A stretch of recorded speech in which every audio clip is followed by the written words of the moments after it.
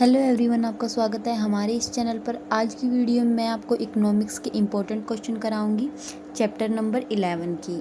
ये मैं क्वेश्चन आपको HBSC बोर्ड के क्लास 12 के अकॉर्डिंग करा रही हूँ। तो मैंने इससे पहले भी 10 चैप्टर की आपके सामने वीडियो डाल दी है, चैनल पर आप जाके देख सकते हैं। उनमें भी मैंने आपको बताया है चैप्टर वाइज कि कौन से क्वेश्चन इंपॉर्टेंट है। तो आज बात करती है थ्योरी ऑफ सप्लाई, चैप्टर में से कौन से क्वेश्चन आपके इंपॉर्टेंट है। फर्स्ट क्वेश्चन है जो आपका वो आ सकता है, पूर्ति से आप क्या समझते हैं, what do you mean by supply. तो इसमें सबसे पहले आपको मीनिंग ऑफ अ सप्लाई लिखनी है कि सप्लाई क्या होता है। उसके बाद आपको लिखना है इंडिविजुअल सप्लाई क्या होती है। ये चैप्टर सेम आपका डिमांड चैप्टर की तरह है, इसमें भी वही सेम बातें हैं जैसे डिमांड वाले चैप्टर में। सीधे ऐसे डिमांड वाले चैप्टर में इंडिविजुअल डिमांड, मार्केट डिमांड थी, वैसे ही इसमें इंडिविजुअल सप्लाई और मार्केट सप्लाई के बारे में डिस्कशन किया गया है। तो फर्स्ट क्वेश्चन आपका यही है कि शॉर्ट में आपसे पूछ सकता है कि सप्लाई क्या होता है। तो इसमें आपको इंडिविजुअल सप्लाई, मार्केट सप्लाई भी बताना है और सेपरेटली आपको सप्लाई का मीनिंग लिखना है। सेकंड क्वेश्चन जो आपका आ सकता है वो आ सकता है, पूर्ति अनुसूची से आप क्या समझते हैं, इसके प्रकारों का भी वर्णन कीजिए। What do you mean by supply schedule, also explain its types. तो इसमें भी आपको सप्लाई शेड्यूल का पहले मीनिंग लिखना है, उसके बाद आपको इंडिविजुअल सप्लाई शेड्यूल लिखना है और मार्केट सप्लाई शेड्यूल लिखना है। विद आपको पहले इनका मीनिंग लिखना है, उसके बाद टेबल बनानी है। आप चाहे तो इनका स्क्रीनशॉट ले सकते हैं, आप ऐसे भी क्वेश्चन को एक्सप्लेन कर सकते हैं क्योंकि ये क्वेश्चन सारे विद आंसर है। तो थर्ड क्वेश्चन आपका आ सकता है जो वो आ सकता है, पूर्ति वक्र से क्या अभिप्राय है। What do you mean by supply curve, supply curve क्या होता है। तो इसमें आपसे सेपरेटली ऐसे भी पूछ सकता है, व्यक्तिगत पूर्ति वक्र से क्या अभिप्राय है, इसकी रचना कैसे की जाती है। या सब सेपरेटली आपसे ये भी पूछ सकता है, बाजार पूर्ति वक्र से क्या अभिप्राय है, इसकी रचना कैसे की जाती है। तो मतलब आपसे पूरा क्वेश्चन ये भी पूछ सकता है कि सप्लाई कर्व क्या होता है। अगर सप्लाई कर्व आए लिखा तो आपको दोनों सप्लाई कर्व एक्सप्लेन करने हैं, इंडिविजुअल भी और मार्केट भी। और अगर एक पूछे तो आपको एक ही एक्सप्लेन करना है। तो आप देख सकते हो कैसे ये एक्सप्लेन किया गया है। इंडिविजुअल सप्लाई कर्व का आपको सबसे पहले मीनिंग लिखना है। सबसे पहले तो आपको सप्लाई कर्व का मीनिंग लिखना है, उसके बाद इंडिविजुअल सप्लाई कर्व, उसके बाद आपको ये डायग्राम बनाना है, उसके बाद ऐसे ही आपको मार्केट सप्लाई कर्व का मीनिंग लिखना है और विद डायग्राम बनाना है। ठीक है। फोर्थ क्वेश्चन आपका आ सकता है, पूर्ति के नियम की चित्र सहित व्याख्या कीजिए। लॉ ऑफ सप्लाई क्या होता है, ये डायग्राम से आपको रिप्रेजेंट करना है। तो आप देख सकते हो क्वेश्चन कितनी बार आया हो, 2005 में, 2000 में, 2010, 14, 15 में। ठीक है। तो ये क्वेश्चन बहुत इंपॉर्टेंट है। तो आपको सबसे पहले लॉ ऑफ सप्लाई का मीनिंग लिखना है। लॉ ऑफ सप्लाई का मीनिंग लिखने के बाद आपको एक्सप्लेन करना है। ये कैसे एक्सप्लेन करोगी। ला क्या कहता है कि जैसे जैसे हमारा प्राइस बढ़ता है वैसे वैसे हम क्या करते हैं, सप्लाई को बढ़ा देते हैं। तो आपको ये टेबल बनानी है, आप देख सकते हो, मैं आपको जूम करके दिखा रही हूँ। तो आपको प्राइस ऐसे लेना है 10, 20, 30, 40, 50। ये क्या हो रहा है कि पेन का जो प्राइस है वो बढ़ रहा है।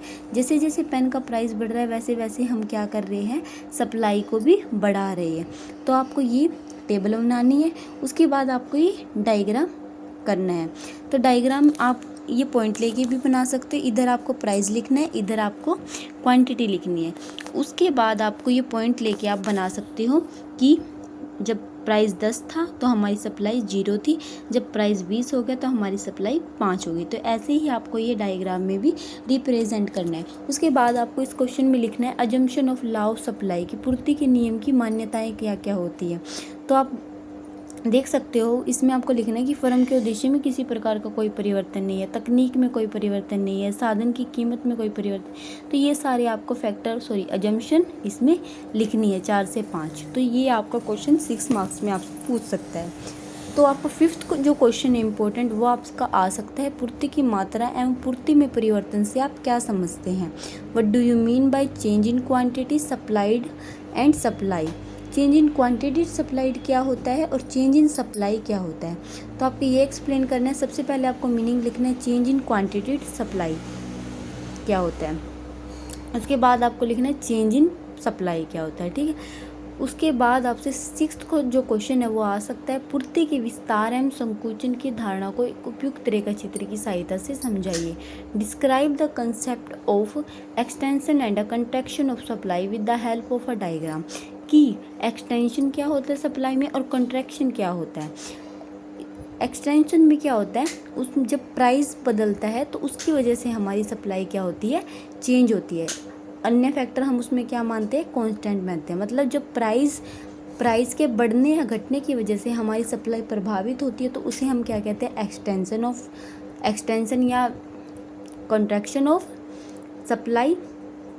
और अगर प्राइस को छोड़ के अन्य फैक्टर चेंज होने की वजह से हमारा क्या हो, सप्लाई में चेंज हो, तो उसको हम क्या कहते हैं, कॉन्ट्रैक्शन। ठीक है, तो आप देख सकते हो ये एक्सटेंशन दिखाया गया है। प्राइस जैसे हमारा बढ़ा तो हमारी क्वांटिटी क्या हो गई, बढ़ गई। प्राइस बढ़ा, क्वांटिटी भी बढ़ गई, तो इससे क्या कहते हैं हम, extension of supply. Contraction of supply में क्या कहते हैं हम, जब प्राइस घट गया तो हमारी क्वांटिटी भी घट गई। मतलब प्राइस पे इफ़ेक्ट करता है एक्सटेंशन ऑफ सप्लाई और कंट्रैक्शन ऑफ सप्लाई।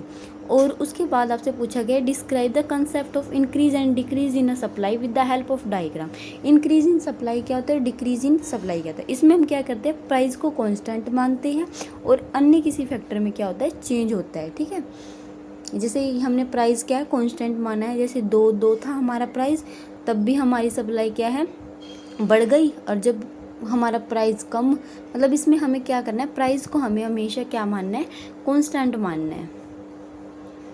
देख सकते हो डिक्रीज इन सप्लाई में हमने क्या किया है, सप्लाई चाहे हमारी डिक्रीज हो या इंक्रीज हो, लेकिन हमें प्राइस क्या मानना है, इसमें कांस्टेंट मानना है। अन्य फैक्टर में हम क्या मानते हैं, इसमें चेंज मानते हैं। 8th क्वेश्चन आपका आ सकता है, पूर्ति को प्रभावित करने वाले तत्वों की व्याख्या कीजिए। तो इसमें आपको बताना है कि पूर्ति किस किस वजह से बढ़ सकती है। वस्तु की स्वयं की कीमत, अगर वस्तु का प्राइस बढ़ेगा तो हमारी सप्लाई बढ़ेगी। अन्य वस्तु की कीमतें बढ़ेगी तब भी हमारी सप्लाई बढ़ेगी। बाजार में फर्मों की संख्या, जितनी ज़्यादा उत्पादन करने वाले उत्पादक होंगे उतनी ही हमारी सप्लाई बढ़ेगी। तो ये सारे आप पॉइंट इसमें लिख सकते हो। उत्पादन की तकनीक अच्छी होगी, हमें अच्छी फैसिलिटी मिलेगी, तो तब भी हमारी सप्लाई क्या होगी, बढ़ेगी। तो ये 7 से 8 पॉइंट आप याद कर सकते हो। आप देख सकते हो कि एग्जाम में जितने मार्क्स का क्वेश्चन आए उतने आपको पॉइंट लिखने ही होंगे। 9th क्वेश्चन आपका आ सकता है, पूर्ति की कीमत लॉज की परिभाषा दीजिए, इसकी विभिन्न श्रेणियों की लेखा चित्र द्वारा दिखाइए। प्राइस इलास्टिसिटी ऑफ सप्लाई क्या होती है, ये क्वेश्चन भी 2-3 साल आया हुआ है एग्जाम में। तो इसमें भी आपको जैसे डिमांड वाले चैप्टर में था वैसे ही आपको इसमें एक्सप्लेन करना है, थोड़ा लैंग्वेज में चेंज होगा।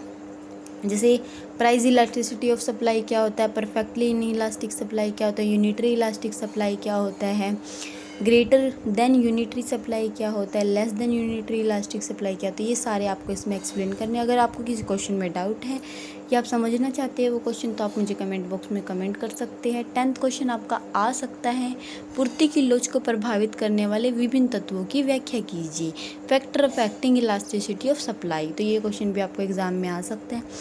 नेक्स्ट क्वेश्चन जो आपका आ सकता है, पूर्ति की लोच के महत्व को बताइए, importance of elasticity of supply.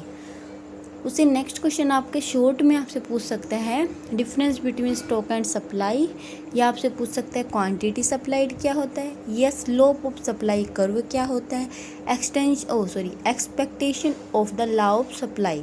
ठीक है, तो ये आपसे शॉर्ट में क्वेश्चन पूछ सकते हैं। तो आप देख सकते हो ये आपके क्वेश्चन थे सप्लाई चैप्टर के, जो बहुत इंपॉर्टेंट थे। तो आपको ये अच्छे से प्रिपेयर करने हैं एग्ज़ाम के टाइम पे।